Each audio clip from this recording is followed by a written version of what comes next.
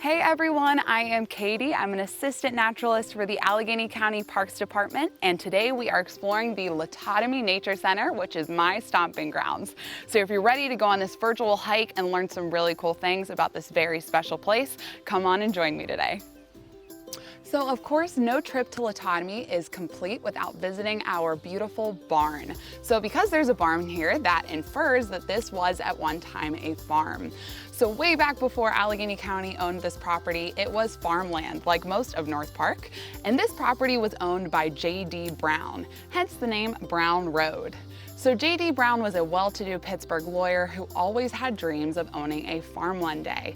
So he became what is known as a gentleman farmer, meaning that he hired other people to do the work for him. So this farm was famous for pretty much everything you could think of coming from a farm. They had their chicken, turkey, and pork products, as well as fresh produce and honey, which they would sell to local markets. But of course, no farm is complete without a barn. And this beautiful barn was built in 1914. And that date can still be seen on this cornerstone, which is there today. This barn is built in the style of a Pennsylvania bank barn, which means that it has two separate level entrances. So one entrance would be street level, so along the driveway so that they can bring in machinery, and the other entrance would be down in the yard so they could bring in cattle for milking. So after J.D. Brown, this property was inherited by the Horning family, who were his ascendants, and they had 4 children whose names were Orlando, Antoinette, Michelle, and Davia. So the family took 2 letters from each of the 4 children's name to come up with the word Latodami. So I often get asked, how do you pronounce it? What does that crazy word mean? And I often say, it means nothing, and you could say it however you want because it's a made-up word. So we say Latodami, but I've heard it all kinds of different ways. Now, of course, this is no longer used as a farm. In 1969, Allegheny County acquired this beautiful 250 acres and specifically designated as a nature center, which it has been ever since. Well, this barn has become an educational hub and is used for programming. So of course, it is no longer used for holding livestock, but that does not mean that it is uncommon to see creatures calling this their home. So if you come in here every day, you're probably going to see something, whether it is a barn swallow making use of this rafters for their nests, or possibly an owl standing on our ladders coughing up an owl pellet. But our most populous creature are the bats that we have hanging out in the rafters of the barn. So we have both little brown and big brown bats in our barn here, and that's very exciting because they are quite beneficial creatures.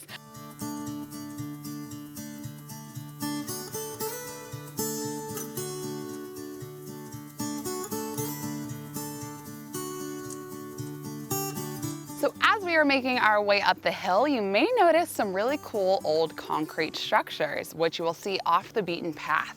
So these are a nod to Latodami's farming history. And what these are is a cistern and an electric pump house. So back when this was a really rural area, there of course was no running water, and there also was not widespread electricity in the region. So the way that Latodami got water to its various buildings was through cisterns. So this cistern would hold water, which would then gravity feed it to wherever it needed to go. And there were cisterns like this all over Latodami's property. So one here would feed down to the barn. There was one by the pigsty and the turkey pen, one by the house, and various other locations. But like I said, there was not electricity. So to get water to the cistern, there is a windmill up in the north field, which is where we're heading, and we will get to see part of that structure, which is still standing today.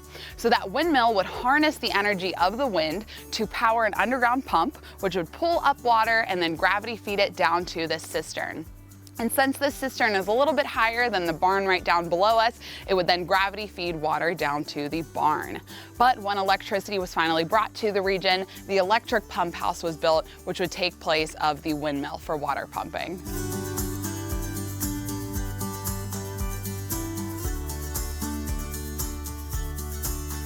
We have made it to one of Latodami's old pastures, which has now been turned into a meadow. So what is a meadow? Well, a meadow is an ecosystem characterized by grasses and flowers and non-woody vegetation that is especially important for pollinator species. So pollinators are things like bees and butterflies and even hummingbirds and bats and wasps. the really important critters that help pollinate flowers. So basically how that works is pollen is like the magic reproductive dust for a plant. So let's say a butterfly is flying around a field, it comes across a flower, and that flower has some really yummy nectar inside. So the butterfly is enticed, flies in, grabs some of that nectar, and as it's taking a drink, some of that pollen rubs off on maybe its legs or other parts of its body. But as the butterfly continues to go from flower to flower, it's spreading that pollen from flower to flower as well. And like I said, that pollen is that magic reproductive dust. So as that butterfly moves, it's helping change those flowers into seeds. And we all know seeds are baby plants. So that butterfly has just helped that plant reproduce. So pollinators are integral to plant reproduction. It's pretty easy to see through that explanation that without them, plants are really not very possible. And in fact, pollinators are responsible for 2 in every 3 bites of food that you take. So food is not possible without pollinators. But unfortunately, 40% of our 30 million insect species on planet Earth are now endangered. And that's due to a lot of different factors, but habitat loss is the main one. And one of the reasons for that is that we no longer prefer habitats like this and have instead replaced them with the human invention of lawns. So humans spend a ton of time, money, and resources on lawns. So let me just tell you some crazy statistics. Every year, Americans on average use 70 million tons of fertilizer, 30 to 60% of urban water supplies, 800 million gallons of gas, and $40 billion just to maintain a lawn. And a lawn is pretty much an ecosystem void of any wildlife value. So by us taking away meadows and creating lawns, we're pushing out our pollinators, which are integral to ecosystem functioning. So the good news is that it's kind of easy to change this. All you have to do is find some pollinator plants that are native to your area, plant them in your yard, and then watch the pollinators do the rest of the work.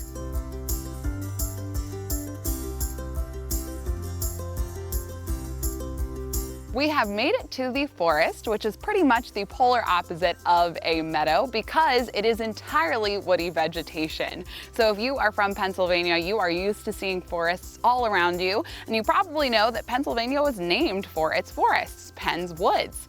That is because when Pennsylvania was founded, it was 90% covered in forest with a whopping 28.7 million acres of forest. So absolutely gorgeous. The only exception to places that were forested were our rivers and then small sections that were burned by Native Americans to create meadows, which we had just talked about. So these trees are gorgeous, but when Pennsylvania was being colonized, they had a price tag on them. So during the logging industry's heydays, Pennsylvania became the epicenter of American logging. So the late 1800s, logging really ramped up in the region. And that was back before there were restrictions on timber companies. So they pretty much took everything they wanted. And by 1920, there were almost no trees left in Pennsylvania. So that's really hard to picture because we're used to seeing our forests like this. But the landscape was completely void of trees, leaving a lot of drought, erosion, and many other issues in the region. But there were some small sections that were preserved, and luckily we have one near us. So because of Pennsylvania's logging history, we unfortunately do not have a lot of old growth forests, areas that are considered to show Pennsylvania's long-lived trees. But there is one section in Cook Forest known as Heart's Content that is considered old growth in Pennsylvania. So this area was actually owned by a logging industry that decided they wanted to save this 20 acres of forest. They thought it was a little bit special. So it was eventually dedicated to the Forest Service, who purchased an additional 100 acres surrounding it, and that area is now known as Heart's Content. So if you go up there, you can see some beautiful pines and hemlocks that are over 400 years old. So it truly is beautiful to see trees that are that age. But as I'm telling you this, you're probably looking around and thinking, well, there's trees all around you. That is because Pennsylvania bounces back fairly quickly, and we are lucky to be back in a state where we are again 58.7% covered in forest.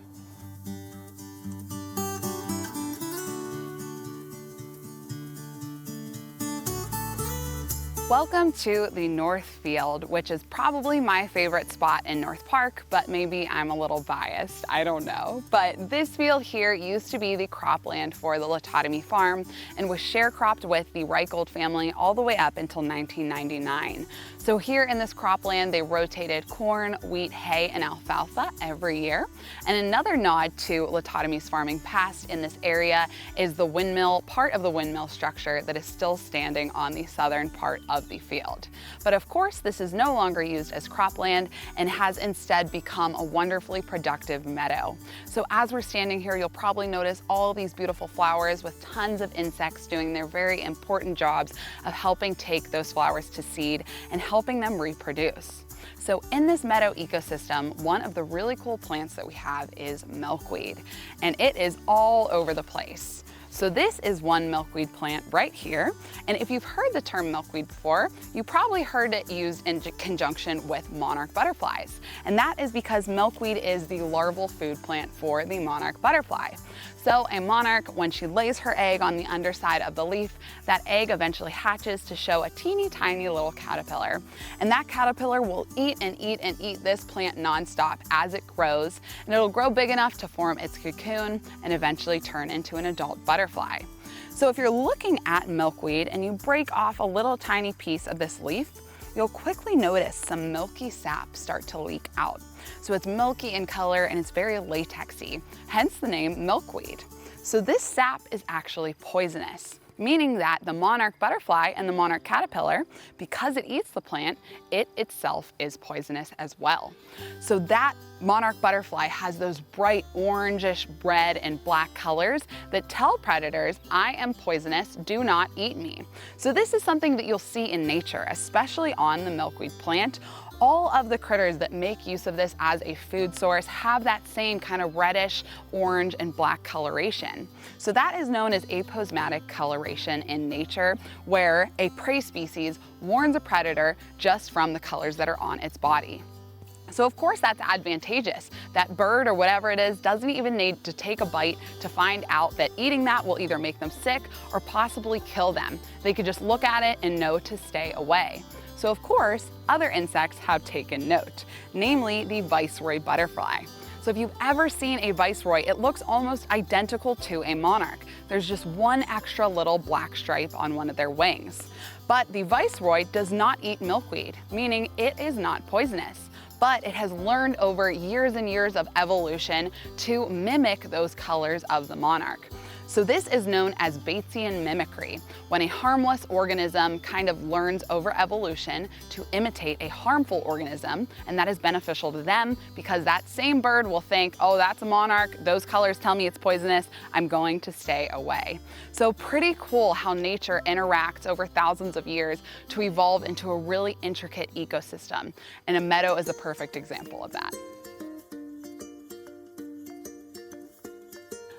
I hope you guys had some fun and learned a little something today on our virtual hike. If you want to join me for a real hike, check out the Latodami Nature Center Facebook page, as well as the Allegheny County Parks Facebook page. And you can sign up for any of our programs on the Allegheny County Parks website. But I will see you guys on the next virtual hike. Bye.